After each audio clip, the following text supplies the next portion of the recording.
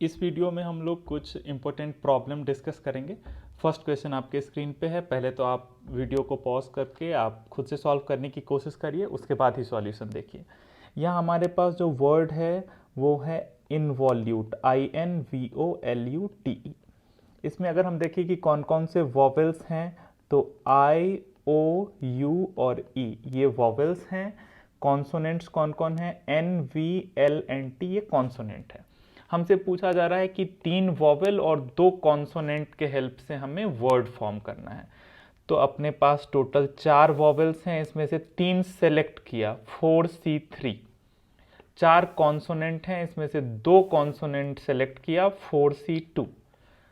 यहाँ से 3, यहाँ से 2, तो टोटल इतने तरीके से सिलेक्शन हुआ। अब कितने लेटर सेलेक्ट हो गए, 3 यहाँ पर और 2 यहाँ पर, टोटल 5 लेटर सेलेक्ट हो गए। तो वो 5 फैक्टोरियल तरीके से अरेंज होंगे, क्योंकि वर्ड फॉर्मेशन है तो अरेंजमेंट भी होगा। कौन सा लेटर पहले पोजीशन पे है, कौन सा दूसरे पोजीशन पे है, उसको अगर चेंज करते हैं तो डिफरेंट डिफरेंट वर्ड्स फॉर्म होंगे। इसलिए ये आपका आंसर हो गया।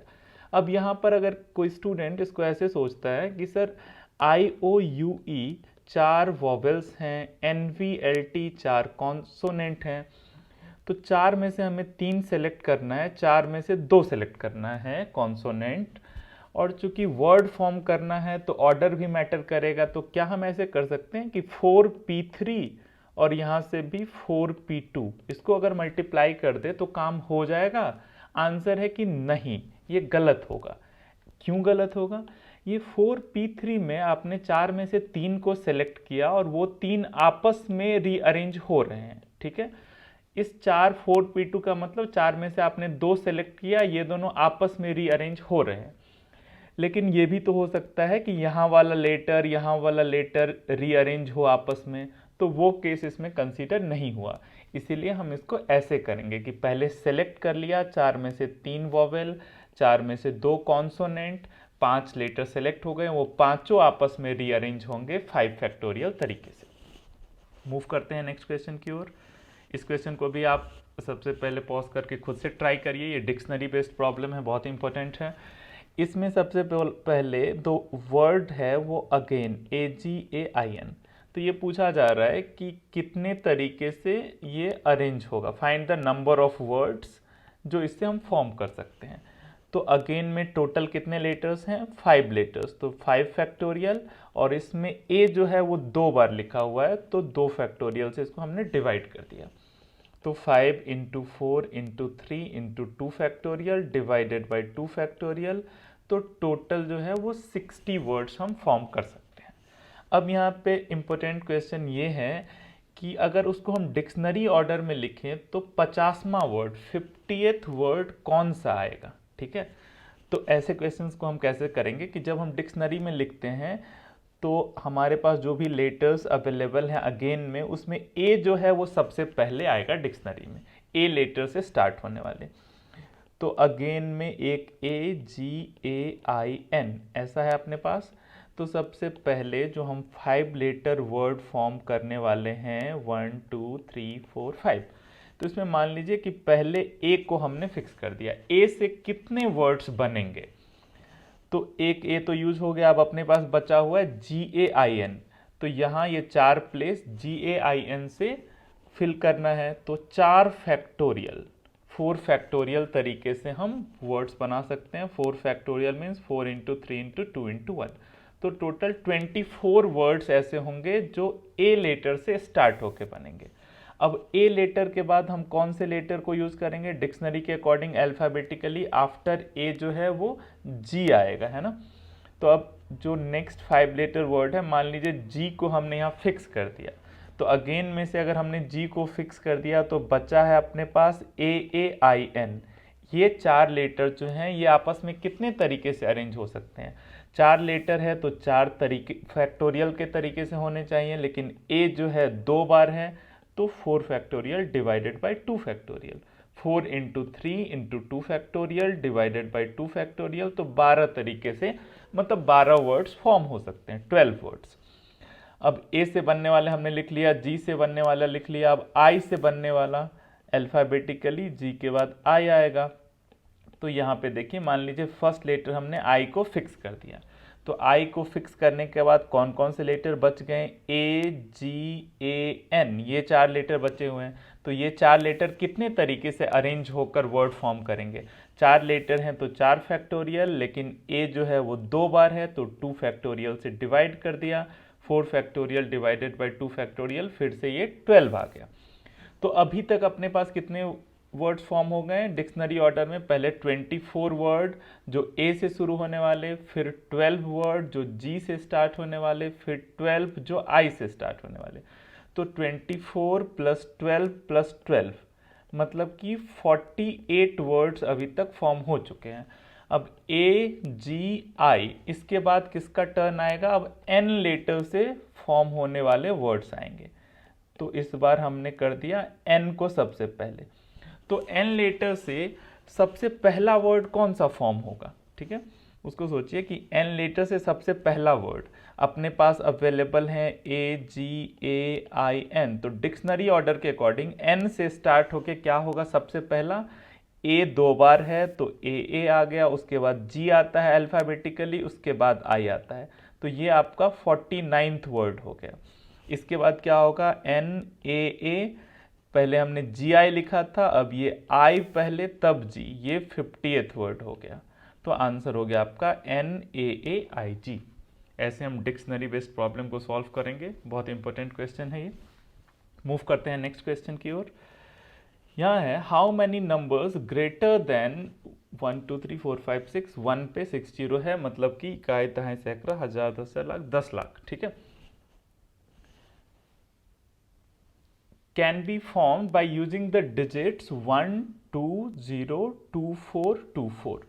तो यहाँ सबसे इंपॉर्टेंट चीज़ ये है कि आप ये नोटिस करिए कि 1 2 0 2 4 2 4, देखिए 2 को भी 3 बार लिखा हुआ है और 4 को भी 2 बार लिखा हुआ है, मतलब वो जब बोल रहे हैं आपको नंबर्स फॉर्म करने के लिए ग्रेटर देन दिस, उस टाइम आप का रिपीटेशन जो है अलाउड नहीं है, इन्हीं सारे डिजिट्स को आप यूज करके बना सकते हैं, ठीक है। अगर रिपीटेशन अलाउड होता तब ये 2 को 3 बार क्यों लिखता, ठीक है। तो कोई भी नंबर अगर एक बार से ज़्यादा लिखा हुआ है, मतलब कि ये बोल दिया है कि ये 2 जो है आपके पास 3 बार 2 है, 3 2 है आपके पास, उसको आप यूज कर सकते हैं। 4 जो है वो 2 बार 4 है, तो उनको आप यूज कर सकते हैं, उससे ज़्यादा आप यूज़ नहीं कर सकते हैं। तो इस क्वेश्चन से ये चीज़ हमें समझना पड़ेगा कि कभी भी कोई नंबर अगर एक बार से ज़्यादा लिखा हुआ है, मतलब कि रिपीटेशन अलाउड नहीं है। अगर रिपीटेशन अलाउड होता तो एक ही बार 2 लिख देता, उसको हम कितने बार भी यूज कर सकते थे। तो अब वर्ड्स फॉर्मेशन की बात है, तो इस क्वेश्चन को सबसे पहले तो हम ऐसे कर सकते हैं कि हमारे पास टोटल हैं 7 डिजिट, 7 डिजिट हैं, और हमें नंबर भी फॉर्म करने हैं 7 डिजिट्स वाले, 1 2 3 4 5 6 7, ठीक है। तो अगर हमने 0 से स्टार्ट कर दिया अपना नंबर, तो हम 6 डिजिट वाला नंबर ही फॉर्म कर पाएंगे। मान लीजिए 0 को हमने सबसे फर्स्ट डिजिट अगर कर दिया, फर्स्ट डिजिट इज 0, उसके बाद आप जो बाकी अपने पास 6 डिजिट है उसको अगर यहाँ लिखिए, तो ये 7 डिजिट का नंबर होगा ही नहीं, क्योंकि ये 0 से स्टार्ट है, मतलब ये 6 डिजिट नंबर ही हो गया, इसीलिए पहला डिजिट जो है वो 0 नहीं हो सकता है। तो अब केस वाइज करते हैं कि केस 1 ले लिया हमने कि पहला डिजिट जो है, फर्स्ट डिजिट वो 1 है, फर्स्ट डिजिट जो है 1 है, या फिर अपने पास हो सकता है कि फर्स्ट डिजिट जो है वो 2 है, या फिर फर्स्ट डिजिट जो है वो 4 है। यही 3 केस अपने पास बनेंगे कि फर्स्ट डिजिट 1 या फर्स्ट डिजिट 2 या फर्स्ट डिजिट जो है वो 4 है। तो फर्स्ट डिजिट 1 से हम कितने नंबर्स फॉर्म कर पाएंगे, तो देखो 1 2 0 2 4 2 4, तो फर्स्ट डिजिट को फिक्स कर दिया 1। अब अपने पास कितने टोटल डिजिट हैं, 6 डिजिट, तो 6 डिजिट मतलब 6 फैक्टोरियल, उसमें कितने डिजिट रिपीट हैं, 2 जो है वो 3 बार है, 3 फैक्टोरियल, 4 जो है वो 2 बार है, तो इंटू 2 फैक्टोरियल। तो इतने तरीके से हम इतने सारे नंबर्स फर्स्ट डिजिट 1 से बनेंगे। अब फर्स्ट डिजिट अगर 2 है, ठीक है, तो फर्स्ट डिजिट जो 2 है, तो अब आप देखिए कि एक्सेप्ट 2 को तो हमने एक 2 को फिक्स कर दिया फर्स्ट डिजिट पे। अब अपने पास कितने बचे हुए हैं, 1 2 3 4 5 6, टोटल 6 मतलब 6 फैक्टोरियल, और उसमें कितने बार 2 है, अब 2 2 बचे हुए हैं तो 2 फैक्टोरियल, 2 बार 4 है तो ये भी 2 फैक्टोरियल। जो भी रिपीटेड है उतने से हम डिवाइड कर देते हैं, तो 6 factorial into 2 divided by 2 factorial into 2 factorial. अब हम देखते हैं कि अगर फर्स्ट डिजिट 4 ले लिया तो 1 2 0 2 4 2 4, तो एक 4 जो है वो हमने तो फर्स्ट डिजिट में ले लिया। अब अपने पास बचे हैं टोटल 6 डिजिट, मतलब 6 फैक्टोरियल तरीका। इसमें कितने डिजिट रिपीटेड हैं, 2 बार, 2 जो है वो 3 बार है तो 3 फैक्टोरियल, 4 तो एक ही बार है, 0 भी एक ही बार है, 1 भी एक ही बार है, मतलब ये सीधे 6 फैक्टोरियल बाई 3 फैक्टोरियल हो गया। इतने तरीके से ये चीज़ फॉर्म हो सकता है। तो एक तो ये आंसर हो गया कि हम case 1 plus case 2 plus case 3 कर दें। केसेज के बीच में हमेशा एडिशन रूल अप्लाई होता है, हमने फंडामेंटल प्रिंसिपल ऑफ काउंटिंग में ये चीज़ सीखा हुआ है। तो एक आंसर हमारा यहाँ से आ जाएगा। इसी क्वेश्चन को हम सेकेंड मेथड से भी सॉल्व कर सकते हैं। मेथड 2 में हम ये कर सकते हैं कि अपने पास टोटल 7 डिजिट्स हैं, 1 2 0 2 4 2 4। तो पहले हम ऐसे सोचते हैं कि टोटल 7 डिजिट से हम कितने कितने नंबर्स फॉर्म कर सकते हैं। तो 7 डिजिट से फर्स्ट पहले तो 7 फैक्टोरियल, लेकिन इसमें बहुत सारे डिजिट रिपीटेड हैं, 2 जो है वो 3 बार है तो डिवाइडेड बाय 3 फैक्टोरियल, 4 जो है वो 2 बार है तो 2 फैक्टोरियल। ये हो गया अपना सारा बनने वाला नंबर इन 7 डिजिट से, ठीक है। लेकिन इसमें से हमें माइनस करना पड़ेगा वो सारे नंबर जो 0 से स्टार्ट हो रहा है, क्योंकि अगर वो 0 से स्टार्ट हो गया तब तो वो 7 डिजिट नंबर फॉर्म ही नहीं हुआ, तो वो इससे बड़ा तो हो ही नहीं पाएगा, 6 डिजिट नंबर हो जाएगा वो। तो अब 0 से फॉर्म होने वाले कितने नंबर्स हैं इसमें, तो अगर 0 से फॉर्म होने वाले मतलब 0 अगर फर्स्ट डिजिट है तो 0 को हमने फर्स्ट डिजिट पे फिक्स कर दिया, 0 यहाँ फिक्स हो गया। अब बचा क्या क्या हमारे पास, 1 2 2 4 2 4, 6 डिजिट। तो 6 डिजिट आपस में अरेंज होगा 6 फैक्टोरियल तरीके से, उसमें 2 जो है वो 3 बार है तो 3 फैक्टोरियल, 4 जो है 2 बार है तो 2 फैक्टोरियल। मतलब इस सॉल्यूशन में हमने क्या किया, पहले हमने इन 7 डिजिट से फॉर्म होने वाले सारे नंबर्स को लिख लिया, उसमें से हमने माइनस कर दिया 0 से स्टार्ट होने वाले नंबर, क्योंकि अगर नंबर 0 से स्टार्ट हो रहा है तो वो 7 डिजिट नंबर हो ही नहीं पाएगा, इसीलिए वो इस नंबर से बड़ा हो ही नहीं पाएगा। ये भी एक तरीका हो गया। अब अगर आपको उतने अच्छे समझ में नहीं आया तो आप फिर से वीडियो को बैक करके फिर से एक्सप्लेनेशन को सुनिए। नेक्स्ट क्वेश्चन फिर से आप खुद से ट्राई करिए, उसके बाद सॉल्यूशन को देखिए। इसमें बोला जा रहा है कि in how many ways can 5 girls and 3 boys be seated in a row so that no 2 boys are together. 2 लड़के एक साथ नहीं बैठ सकते हैं। तो सबसे पहले तो हमने ऐसे किया कि गर्ल्स जो हैं 5 गर्ल्स हैं तो ये आपस में अरेंज होंगे। 5 गर्ल्स कितने तरीके से, 5 गर्ल्स आपस में 5 फैक्टोरियल तरीके से अरेंज हो सकते हैं। अब बॉयज के लिए अपने पास कौन कौन सा प्लेस है, यहाँ बैठ सकता है, यहाँ यहाँ यहाँ यहाँ और यहाँ।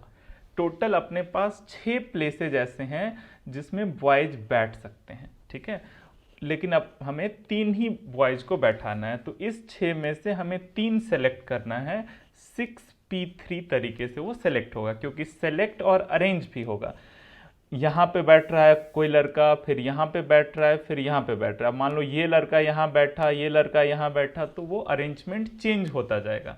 तो हमें जो 6 प्लेसेज में से 3 प्लेस सेलेक्ट करना है, वहाँ ऑर्डर मैटर कर रहा है, ऑर्डर्ड सिलेक्शन हमें करना है, इसीलिए परमुटेशंस 5 फैक्टोरियल इंटू 6p3, इतना तरीका हो गया, ठीक है। अब हम लोग आगे बढ़ते हैं।